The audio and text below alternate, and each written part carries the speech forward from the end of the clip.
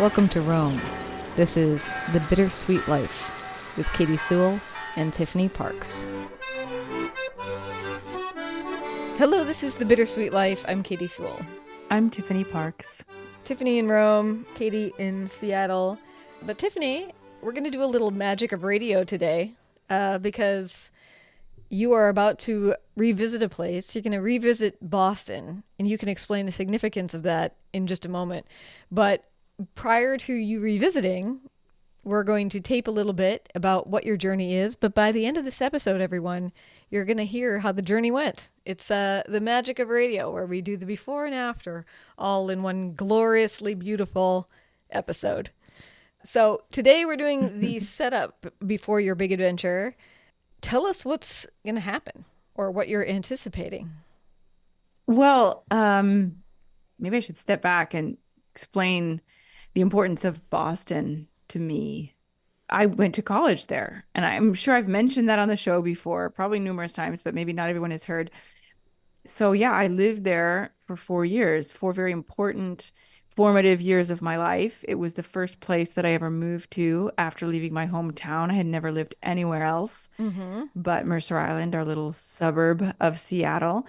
So it was a big deal. It was moving across the country. It was moving away from my family home for the first time, coming of age, all the things that happen anyway when you are going off to college. But big leap in terms of distance and also in terms of sort of the flavor of the city was so different from what I was used to. Mm-hmm. And I did move away from Boston before moving to Rome. I lived in Montreal for a couple of years for grad school, but Boston was really my home base because I had a boyfriend there. And so I was constantly going back to Boston, even during my Montreal years. And I lived in Boston for another almost 2 years after grad school before moving to Rome. And ironically or not, I flew to Rome from Boston. I Mm. spent the summer in Seattle with my mom, but I had all my stuff in Boston. And so I flew out of Logan Airport on September 20th, 2004. And yes, that means it is 20 years. And Katie, I have not stepped foot in Boston, not even in the airport to change planes since that day, September 20th, Mm. 2004. Wow. Boston is really like it's like my adult city. It's the city where I became an adult, you Yeah. know? Seattle's the city of my childhood. Rome is a city of my present. But Boston is really the city of that transition of becoming an adult, coming into my own, and my first boyfriend, so many firsts. It's a special city for me. It's incredibly special. And as much as I kind of couldn't wait to get away that last year I was living there, I am really excited to go back. Yeah. So 20 years since you've set foot in this place. Do you have anything that you're anticipating? Like, what are your thoughts when you think about what this will be like going into it? Well, the entire time that I lived in Boston, the Big Dig was going on. I'm sure you've heard of the Big Dig, the famous, I mean, it's been a while, right? But it was a big deal. I mean, it was national news for a long time. It was this huge infrastructure project in Boston in which they were trying to put all of the highways underground and build parks and things above. But it was famously totally corrupt, and all this money got embezzled or lost or whatever, mismanaged, and it was taking like 18 years instead of like 3 or whatever. And so the entire time I lived there, Boston was, especially the sort of downtown seafront area of Boston was under construction.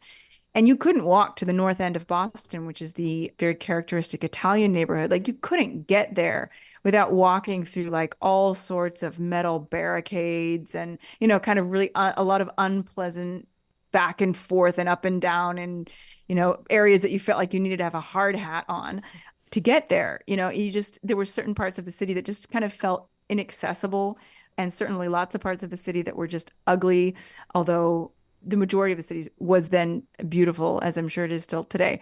So the Big Dig is over. I think it's been over for quite a while, maybe 10 years or more. And my friend Maeve, who has lived there more recently than me says, it's beautiful now. There's all these parks. Like the end result is what they had planned. And so I'm very, very excited to see that because I never really appreciated this sort of harbor area, the waterfront area because of the construction. And so I'm looking forward to seeing that. And when you think about the city, you said it's a very formative city and it's one that you liked, but were also ready to leave when it was time to go. When you finally moved to Rome, it wasn't that you were looking back at Boston longingly. Well, how do you feel toward the city now, 20 years later? Besides nostalgia, does it feel like it was a good time? Or, I mean, Uh, just like, does it oh feel my like gosh, it yes. belongs to It was you a some way? wonderful time. I have really two distinct Boston periods. I have my college years, and then I went away and I was just there in the summer or, weekends. And then I have those 2 years after grad school. And during grad school and after grad school, I was with my long-term boyfriend, Luis. And I think that that relationship, it wasn't the most ideal relationship for a lot of reasons. So I went through a lot of unhappiness because of that during those years. So that kind of colored the city a little bit for me. Not to say that it was all bad, but there were definitely, there were definitely some negatives there. So the second half of my time in Boston was definitely not as carefree and wonderful as the first half. Plus, it was working, I was trying to figure out, hey, am I going to really try to make this career as an opera singer work and therefore be a temp and do all these unpleasant jobs? Or should I try to get a real job? Or should I move away? So there was a lot of indecision. Whereas when I was in college, it was just like, I don't have to think about anything for 4 years. All I have to do is study and, get my degree, which Mm-hmm. for people going off to college, you do not realize how wonderful that is. So enjoy those 4 years of not having to make any major life decisions. Yeah. But those first 4 years were blissful. I mean, of course they were difficult. Of course, I had my challenges, but I had a wonderful time in college. And so I remember the city fondly for those reasons. But it's also a gorgeous city. And it's a small enough city that you can really feel like you are, like you know it, you know? Mm-hmm. It's not an overwhelming city. Like I feel very overwhelmed in cities like New York and London and Los Angeles, but Boston is much more manageable. It's like a Okay. Florence as opposed to a Rome. Yes. And you can really, get around, move around, and get to know the city in a different way. I just fell in love with that city from the first time I went. Is there anything that you will definitely be seeking out, and if you find that it is no longer there, you will be crushingly disappointed? Um, that's a good question. You know, I mean, obviously I'm going to go see New England Conservatory where I studied. And I know it's still there. So I would Yeah. be crushed. I would be crushed if Jordan Hall were gone. Um, I kind of want to go into the dormitory, which is slash, I don't know if the dorm is still there. The dorm was already dated when I was living there. It's a very small school, so there's just one dorm building. I hope it's there. So I would be disappointed if that's not there. Uh, Newbury Street is kind of the quintessential, most charming, most lively street in the city. And I hope that it's as similar to how I remember it. I'm not expecting to recognize any of the restaurants. Although our hotel, I made sure when we booked a hotel that we were staying in the Back Bay area. Because if you end up downtown Boston, the downtown area is kind of deserted at night. So I knew I didn't want to be in that area. So I found a hotel in the Back Bay area and I was looking at the map because we'd get in quite late. And so I was like, we got to have like a plan for a restaurant when we arrive. And I was looking at the map where the hotel is and I was like, oh my gosh, Stephanie's on Newbury. It's still there. And Stephanie's on Newbury is this restaurant that I went to with my first boyfriend on one of our first dates. It wasn't our first, but it was special enough that I got a matchbook from the restaurant and I broke it open and glued it into a scrapbook that I had made of sort of my memories that I was making while we were together that those first couple years. So Very that nice. restaurant is still there. Cool. And we're not talking 20 years, Katie. because I didn't move to Boston in 2004. I Mm-hmm. moved to Boston and I hate to date myself like this, but whatever. I moved to Boston in 1995. So Yes. that is almost 30 years ago, almost 29 years ago. Yeah, amazing. All right, well, before I let you go and through the magic of radio, we now talk to you again after Boston. Is there anything else you want to put on the record Mhm. before we send you off on your merry way? Okay, Copley Square is a very small park right in the center of the Back Bay area. And I always loved it because there is a tall, very modern, all glass office building. And right next to it is one of the oldest churches in the city, the Trinity Church, which I believe is from the late 1700s. And I used to adore the way you could see the reflection of this, what felt like ancient church to me then in the glass of this modern building. And so I'm wondering if I will get that same effect, if I will be as delighted with it as I was back then. And I'm curious to see how much of the city, like how old the city feels to me. Because when I first moved there, moving there from Seattle, Boston felt so old to me. Mm-hmm. Walking down the Freedom Trail, seeing the places, where these historic events happened, Bunker Hill and, Boston Massacre and the Boston Tea Party, and just the architecture. It felt so, so old and so European. So I'll be curious to know, after having lived in Europe for almost 2 decades, if it feels so European to me and if it feels so old. Yeah, no kidding, because what anything in the 1700s is now going to be kind of new compared to things that happened in Rome. Yeah, when I'm doing a tour, and like especially if I'm in a medieval church, I mean, you'll remember this from our tour in October. I'll be talking about the medieval mosaics and yet, and I'm like, yeah, these paintings these were done in the 1700s. So now I'm going to talk about them. Yeah, too new. Yeah, yeah. Too new, and yet in the United States, everything is that new or newer. So yeah, very Yeah, I interesting. mean, and I'm also curious to see Claudio's reaction because I just remember going to Old North Church, Old North Church. Oh my gosh, it's like the oldest church in North America, and Mm-hmm. being so impressed by it. And I mean, there's historic significance that goes beyond just the number of years it's been there. So I'm curious to see what he will make of all of this. He is very passionate about American history, so I think he'll actually be very interested. Yeah, and you'll have to see if anything stands out to Aurelio too, as a child who was born in an ancient city, in the ancient city of Rome. That is his backdrop and his Mhm. playground. What he makes of the very ancient city of Boston, the very not so ancient city We will see. of Boston. All right, well, we're going to send you on your merry way, and then by the magic of radio, we'll talk to you in just a second and hear how it all went. Okay. Tiffany here, just popping in. If you are dreaming of coming to Italy, and specifically to coming to Rome, you're probably thinking to yourself, I don't really want to be in those huge groups of tourist hordes trudging through the Vatican museums, sweltering under the sun inside the Colosseum, wandering around the busy tourist streets, seduced into a tourist trap restaurant just because you don't know where else to go and you're tired and you're hot, looking at amazing things, but not really knowing what you're seeing. What's the point of going all the way to Rome and not really seeing it, not seeing the true city, not experiencing what Rome has to offer and really getting to know the city? Because if you don't know Rome very well, or maybe you've been to Rome and you were a little bit overwhelmed by it, couldn't really take it all in, or maybe you've never been there and you don't really know what all the fuss is about, it can be easy to be overwhelmed by a city like Rome. But if you come in October with Katie and me, we can guarantee you that you will get to know this city on a much deeper level.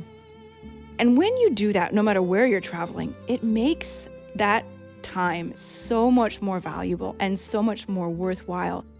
And I don't know about you, but when I go deep into a place, that place stays with me. So I wanted to share just a little bit with you about what we're going to be doing in October. We're not going to be going to the Vatican. We're not going to be going to the Colosseum or the Forum. Although if you want to go to those places, we will absolutely make that happen for you. And we can set up tours for you. Or if you don't want to go on a tour, you want to go by yourself, we can help you get the tickets. We are happy to do that, but we won't be going there together. We are going to be discovering the lesser known side of Rome.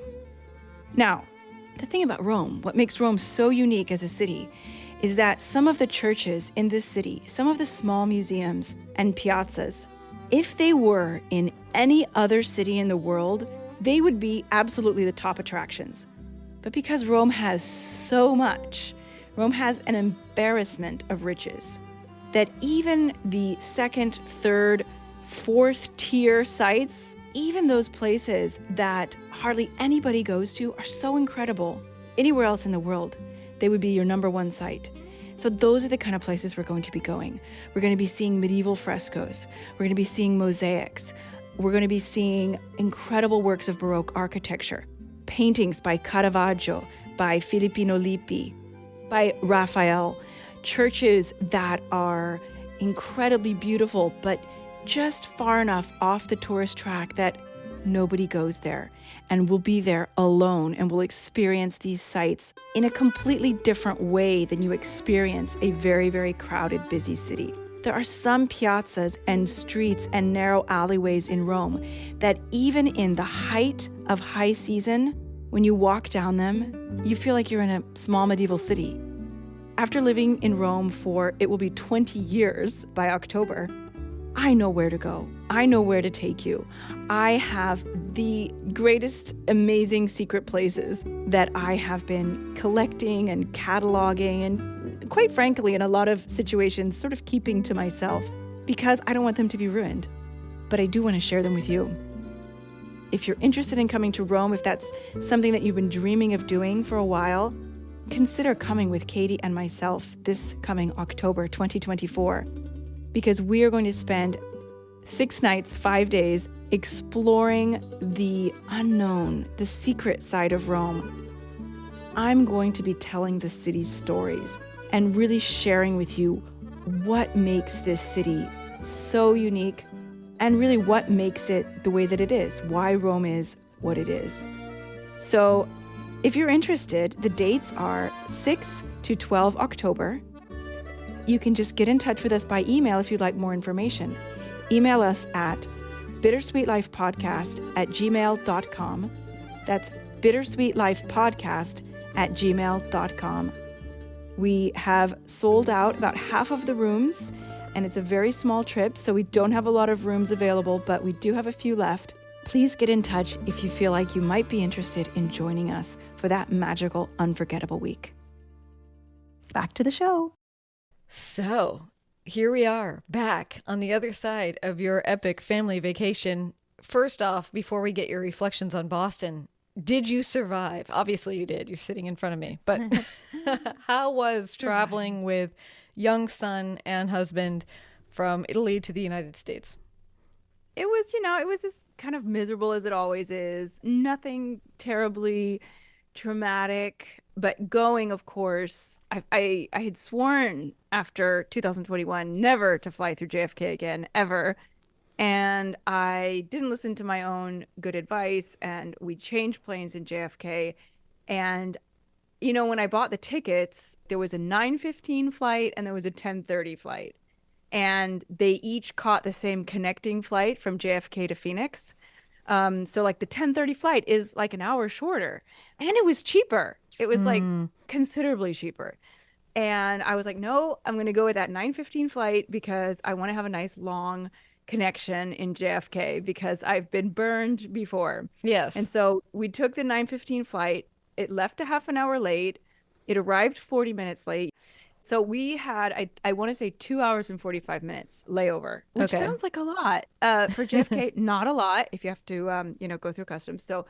So I was sweating bullets because, this trip was already kind of on the short side for being an international trip. And I didn't want to lose like a single day of the trip. So I was really stressed out. And here's a fun fact, which I don't know that it's ever happened to me before, although it was not my first time at JFK. You know, when you land somewhere and you taxi and they're like, okay, we're going to taxi. Please don't get up while we're taxiing, you know, and you're like, okay. And you're waiting that like 5 minutes of torture. Do you want to guess how long the taxiing lasted? Just like shoot out a figure. How many minutes You were we basically like taxiing at drove to JFK? Florence. Yeah. Yeah. I mean, not quite, but like 40 shoot me the minutes? yeah. It was 30 minutes. Wow. 30 minutes. And I was looking out the window and I'm like, where are we going? At one point we drove across the freeway, like on an overpass, like on an airplane overpass. I was like, what the hell is this? And then you know you're just gonna be walking all the way back through the airport, and Yeah. which we did. Yes. So we got off the plane. Luckily, the line at passport control wasn't that bad, but we had to go get our bags because you got to go through customs, even though, you know, you're moving on. Yeah. And I'm waiting for that, you know, I'm waiting for those bags to come. And we checked like 4 bags. I don't know why. And I talked to one of the ladies who works there.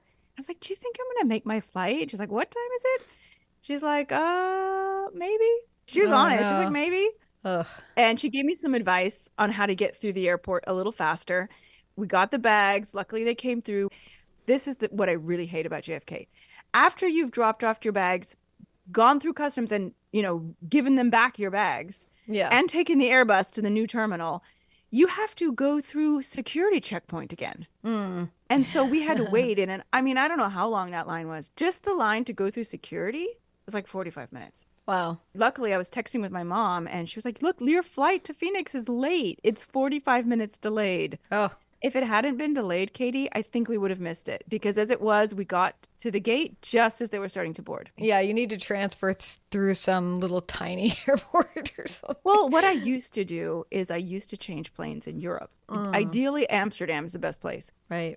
But anyways, that's not what this is about. That's true. On to Boston. So you do On to Boston. You do Phoenix, which is visiting your mother, the grandmother. So, you know, you have to put in the Yeah. grandmother time with really the is- young son. It really is grandma. Yeah. And we had Easter there. We had our Easter egg hunt. My niece and my sister were there, which was wonderful. And we really had a great time. We went horseback riding. It was great. It was a great trip. So, okay, so let's revisit the questions that we had set up for Boston. So, first Yes. and foremost, initial impressions. Did you recognize where you were? Didn't recognize the airport at all. Felt like an airport I'd never been in, which is okay, normal. Probably they've updated it in the 20 years I've been away. Get in the cab. I'm like, I mean, it was nighttime when we arrived. It was like 8 o'clock, 7, 8 o'clock. I don't recognize anything. And then I was kind of chatting with the cab driver. I said, I used to live here. I'm like, what street is this? And he's like, this is Beacon Street. And I was like, yes, I know where I am. But if he hadn't told me, I don't think I would have got it. And we didn't really see much that first night. We had dinner in a little cafe that was part of the hotel, little pub. So we didn't really go exploring. Also, it was cold, which we'll get to.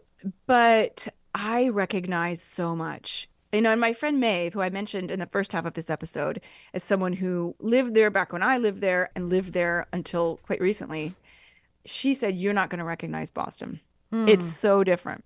And I think that might be true in some areas of the city, but oh my God, it felt like not a day had gone by. Wow. So was it just like you walking around in a haze? You know, your husband and your son are trying to talk to you and you're just 20 years back on memory lane the whole time. Yeah, part of it. Part of Yeah. it. I mean, I don't want to underestimate or I don't want to undersell how much the weather affected that trip. It was horrible. It was freezing temperatures, hovering around zero the entire time, 0 Celsius. It was freezing rain. Both of those things I think I could have handled. The wind was insane. Insane, Katie. It was a nor'easter, which is like a typical northeasterly windstorm, which is usually precipitation and wind. And it usually happens in winter, and it's usually like a blizzard. It's a horizontal snow. And this was just warm enough that it was more sleet than snow, which is probably worse. The second day we were there, the second full day we were there, we couldn't really be out. I mean, it was disappointing. I'm going to be totally honest, because it just was just miserable to have that wind blowing in your face and freezing rain blowing in your face at the same time. Sure. Yeah, and unfortunately also the grayness doesn't show, you know, when it's gray, the cities are not shown at their most beautiful. We did do stuff. We definitely did do some of the things that I want to do, but I'd probably say we did 50% of what I thought reasonably we'd be able to do in 2.5 days. So what for you was the best part of it? When you saw XYZ thing, that was the moment where you're like, I'm glad I came. We were staying in the Back Bay, which is my favorite part of Boston. And we walked down the street all the way down Boylston Ave until we got to the public garden. And we walked through the public garden. That was probably my favorite moment because we had sort of just arrived.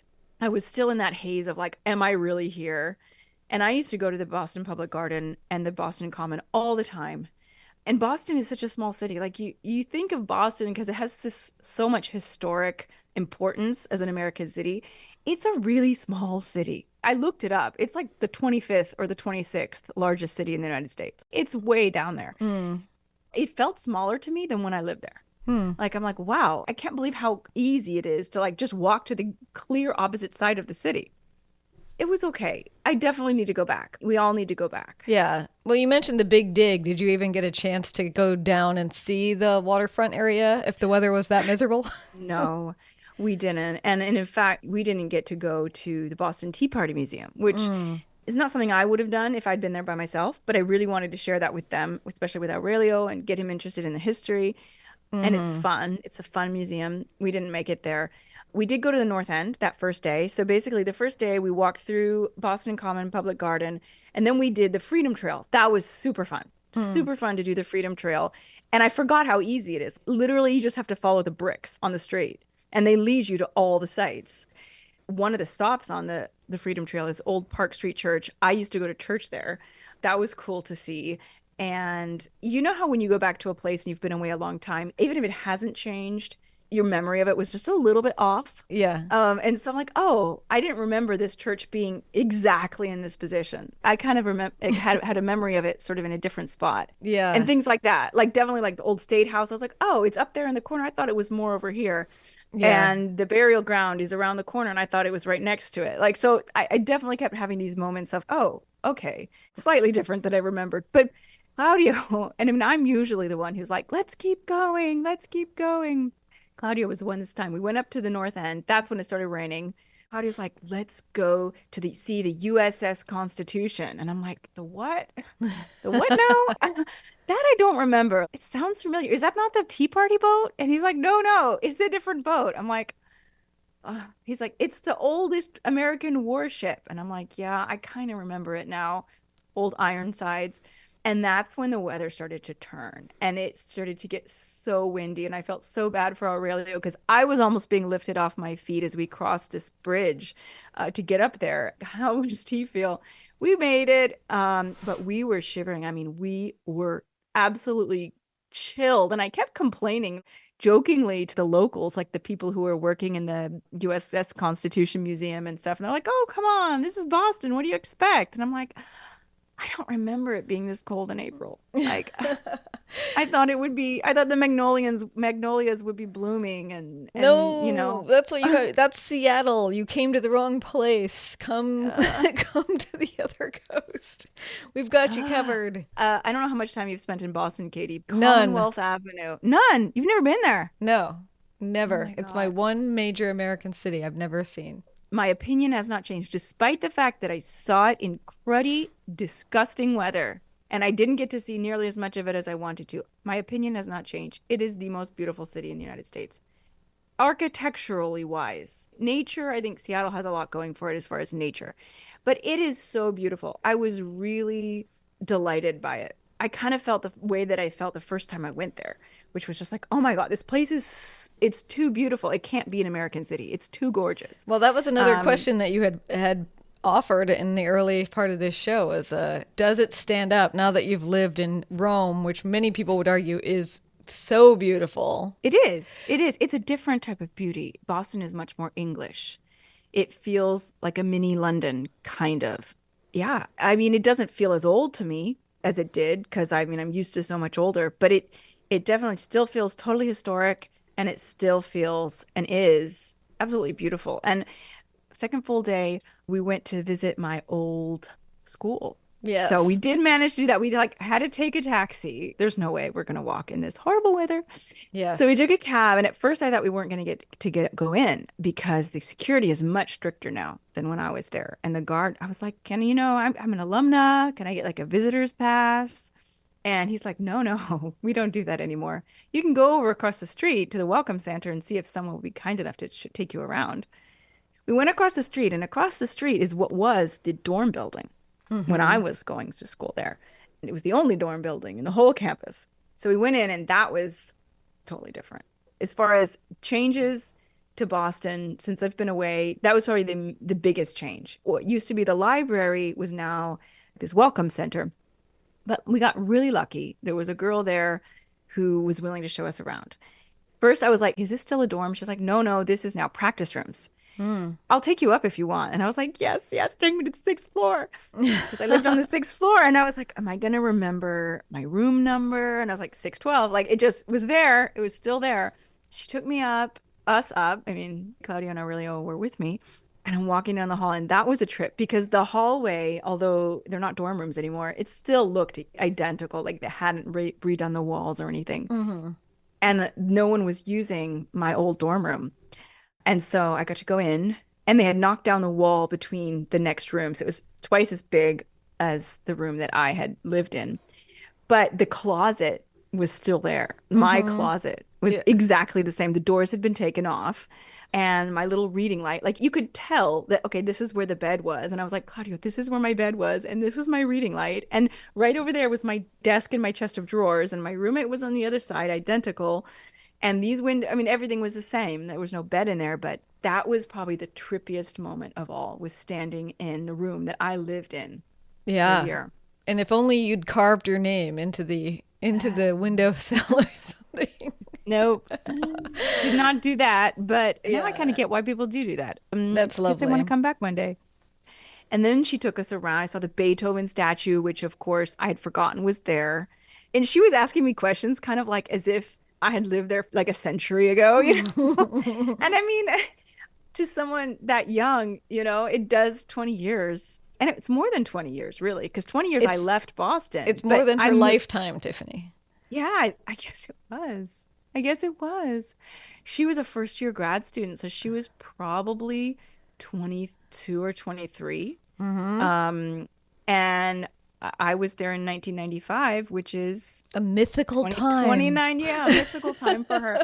Yeah, so she's like, "Did people rub Beethoven's foot for luck?" I felt like she was asking me like, "Back in medieval times, was the foot still there?" That's Um, very funny. but and I kept telling her, "Oh, like this was like this back when I was here. Or I did my junior recital in this hall, and I did my senior recital in this hall." And I found what I think was my teacher's studio. My teacher no longer teaches there, but I found another teacher who I studied with for a year or so after I finished grad school when I came back to Boston, sort of in that in between time right before I moved to Rome. And she was still there, and she remembered me, even though I only studied with her for a year. And I went in and I talked to her, and just seeing like the studio atmosphere, even though it wasn't my teacher's room, it was, that there's a piano, there's her chair, there's her bookcase. It just was really easy to imagine stepping back into that world. It was a trip. It was a Yeah. real trip. So when they say that you And can't go back again, you can't, well, I what's mean, you your can't thought really. about that? I mean, I do think about that a lot. I don't think you can go back again. I think you can revisit a place, but it's almost like a time traveler who's invisible, and you're just looking into like a snow globe or something. You're not can't live it again. Yeah. But it was so trippy. All I can say is it was magical, and it was bizarre. It was bizarre because I mean, it's one thing to come back to a city 5 years later, 10 years later, but 20 years later, and then more than that to the time I was living in that school. So it's a romp down memory lane for you. Did you get a sense of Aurelio and like how much his interest was in this? Or is it like, you're a little kid and you're being dragged around a university? Could he appreciate that this was where mom grew up? Or is it he like the tour guide where it's almost too far gone? And like, why are we hanging around this university campus when we could be like out to pizza? I don't know. I don't think he fully gets it because he is a little kid, but he humored me. Let's put it that way. Claudio was super into it. He thought it was really cool. He loves revisiting old places. Yeah. Well, I think when you really love somebody, it's interesting to see where they grew up. You hear all the stories they tell you, and now all of a sudden you can put them in a place. Like it's almost like you've created this imaginary place that they were in. And now it's like, oh no, now I actually can see the place in my head, which is totally cool if it's somebody that you like a lot, you know. It's Yeah, it was fun. I'm really glad we went. I wish it had been better weather, but it wasn't. But we will go back, and I've learned my lesson. Kind of also on Arizona too. March isn't the best month to go to Arizona either. May is the perfect month, I think, for travel. And October, of course. Come to Rome. Yeah. But Aurelio did say on numerous occasions when we were outside in the rain and the wind, I hate Boston.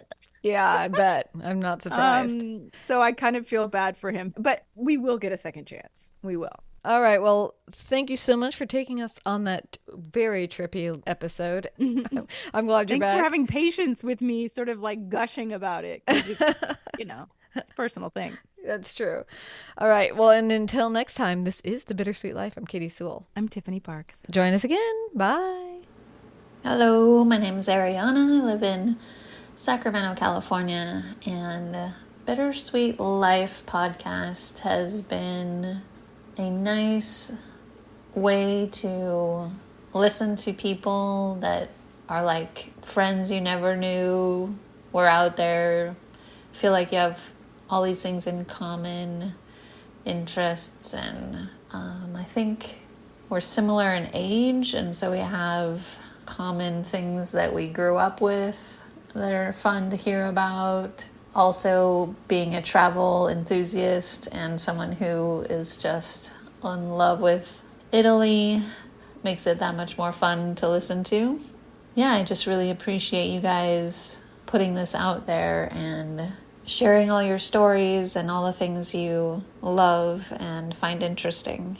Thank you for creating this podcast. Do you have a topic you want us to explore? Send your requests. We love to hear what you want to know.